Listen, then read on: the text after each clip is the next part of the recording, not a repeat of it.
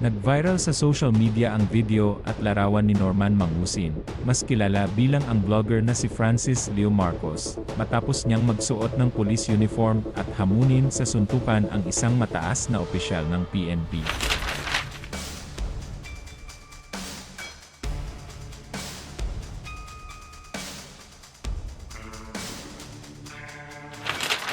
Sa screenshot na kumalat online, kitang-kita si Mangusin na naka-PNP ceremonial blue full dress uniform, hawak ang malakas na paninindigan, at tila hindi natatakot sa otoridad.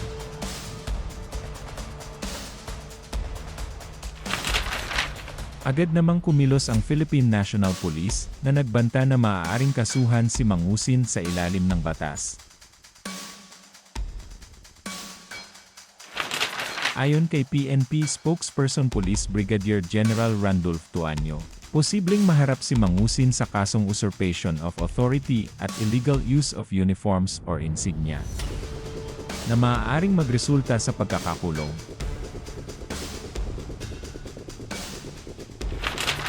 Ipinapaalala rin ng PNP na ang uniforme ng pulis ay hindi basta-basta kasuotan lamang. Ito ay simbolo ng disiplina, tapat na paglilingkod, at otoridad sa lipunan.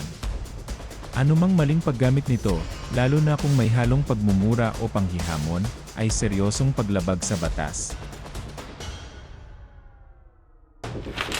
Sa Police Regional Office 2 naman, iginiit nila na hindi biro ang paglabag sa regulasyon tungkol sa uniform. Ayon sa kanila, pananagutin ang sinumang mapapatunayang naglabag, lalo na kung ginamit ang larawan o video sa social media upang ipakita ang maling representasyon ng kapangyarihan ng pulisya.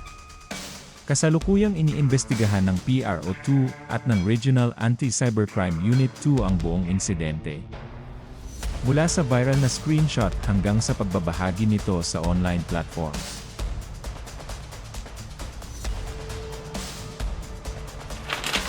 Sa ilalim ng Article 179 ng Revised Penal Code, ang hindi otorisadong pagsusuot ng PNP uniform o insignia ay may kaparusahang aresto mayor, mula sa 1 buwan at 1 araw hanggang 6 na buwan.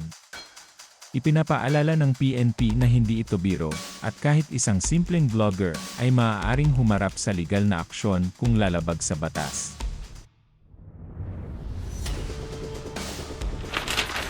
Ang viral na video ni Mangusin ay nagdulot ng sama ng loob at pag-aalala, hindi lamang sa PNP, kundi sa publiko na naniniwala sa simbolikong integridad ng uniforme.